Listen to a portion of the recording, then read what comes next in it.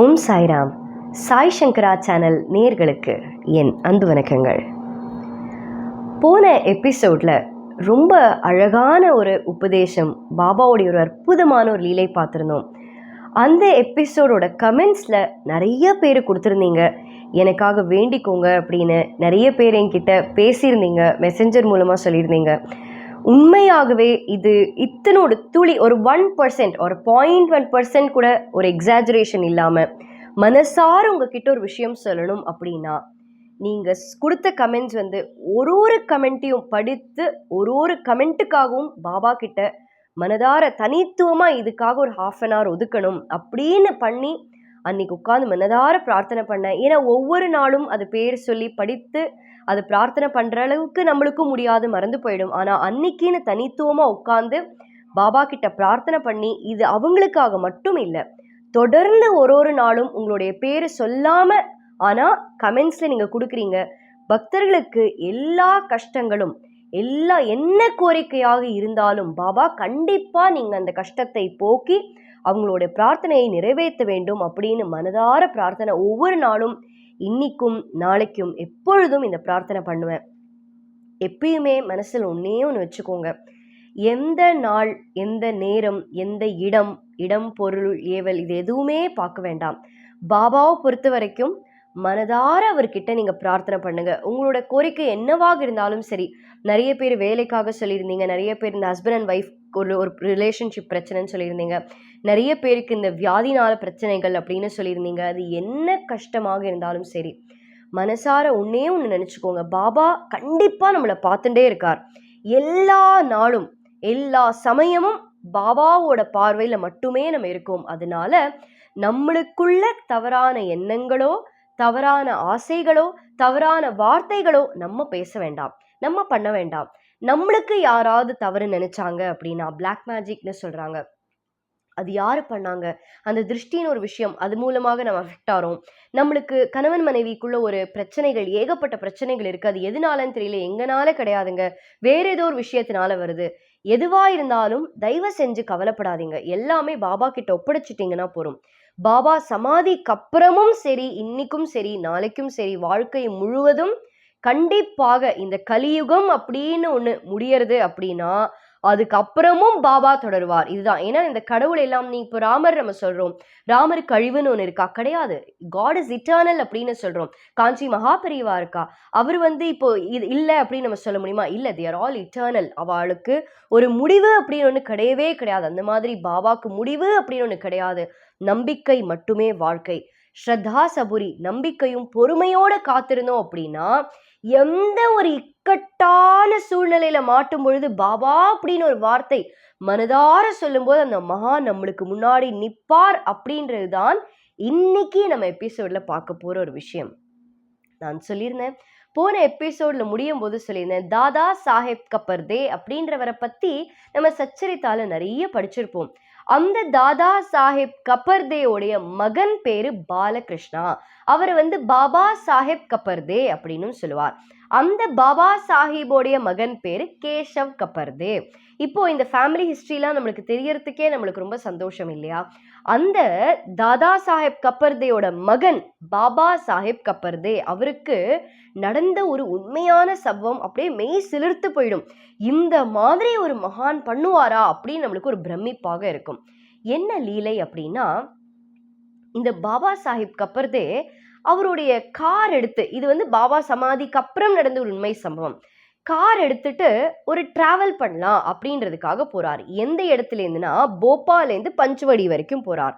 இப்போ இந்த டிராவல்ல நீங்க பாத்தீங்கன்னா, இந்த பயணம்ல எல்லா ரோடும் ஒரே மாதிரி இருக்குமா அப்படின்னா கிடையாது.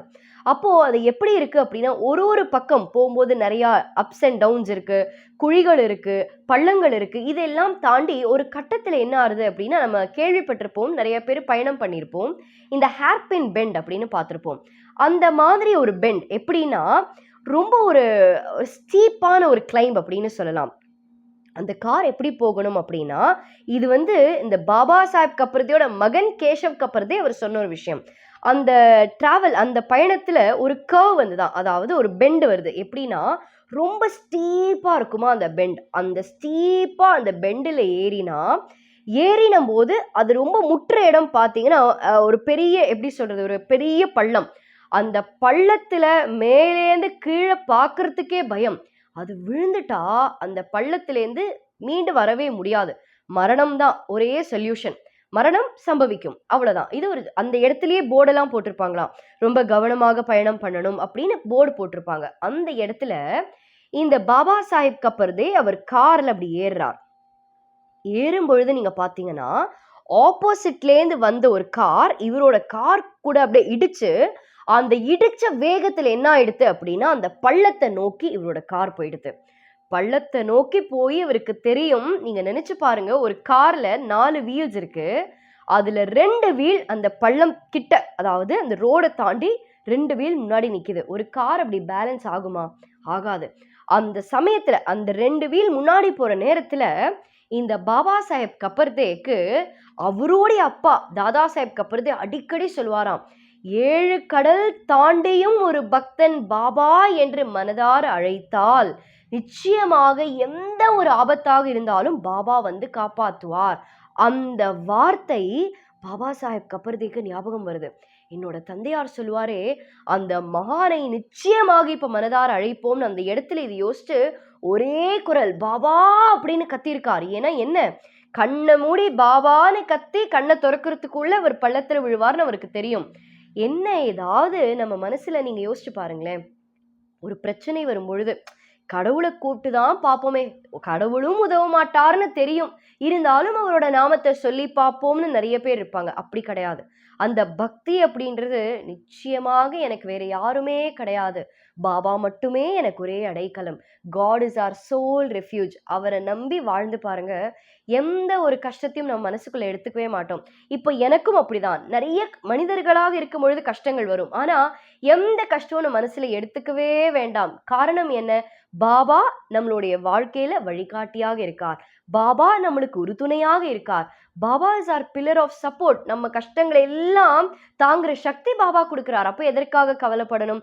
அந்த மாதிரி இதெல்லாம் அந்த பக்தர்கள் கிட்டேந்து நம்ம கத்துக்க வேண்டிய விஷயம். அப்ப என்ன பண்றார் பாபா சாஹேப் கப்பர்தே, எப்படியாவது பாபா காப்பாத்துவார் அந்த நம்பிக்கை. எப்படி சொல்லி பார்ப்போமே, காப்பாத்தினா காப்பாத்தட்டும், அப்படி கிடையாது. கண்ணை திறக்கும் பொழுது, பாபான்னு நாமத்தை சொல்லி கண்ணை திறக்கும் பொழுது பாபா வருவார்ன்ற நம்பிக்கையோட பாபான்னு கூப்பிட்டு கண்ணை திறக்கிறார். அந்த காரோட 2 வீல் முன்னாடி போயிடுது. அவ்வளவுதானா நம்மளுடைய வாழ்க்கை அப்படின்னு சொல்லும் பொழுது, பக்கத்துல அந்த கரெக்டா அந்த பள்ளம் ஆரம்பிக்குது பாருங்களேன், அந்த ரோடு முடியிற இடத்துல அந்த பள்ளம் ஆரம்பிக்கிற இடத்துல அப்படி கண்ணாடி வழியா, கார் கண்ணாடி வழியா பார்க்கிறார். ஒரு வெள்ளை கலர் கஃப்னி போட்டுண்டு அப்படியே பாபா நிற்கிறார். அப்படியே நிமிர்ந்து பார்க்கிறார். பாபா நிற்கிறத பார்த்து அவர் கை கால் ஓடலை. கண்டிப்பா இந்த மகான் நம்மளை காப்பாத்திடுவார் அப்படின்னு அவருக்கு தெரியும். ஆனா யோசிச்சு பாருங்க, இந்த இடத்துல கார் ஓட்டுறவர் ஒருத்தர், பக்கத்துல உட்கார்ந்து இருக்கிற பாபா சாஹேப் கப்பர்தே இன்னொருத்தர். அப்ப கார்ல 2 பேர் இருக்காங்க.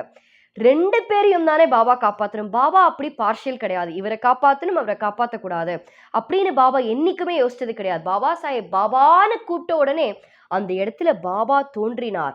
இவங்க 2 பேரையும் பாபா கண்டிப்பா காப்பாத்திருப்பார், நம்ம எல்லாருக்கும் தெரியும். எப்படி காப்பாத்திருப்பார் அப்படின்றது ஒரு பெரிய கேள்விக்குறி. அந்த பாபா எப்படி இந்த 2 பேரையும் காப்பாத்தினாரா, இல்ல கர்மாவின் படி ஒருத்தரை மட்டுமா காப்பாத்தினார் அப்படின்றதெல்லாம் நம்ம அடுத்த எபிசோட்ல பார்ப்போம். நன்றி, வணக்கம். ஓம் சாய்ராம்.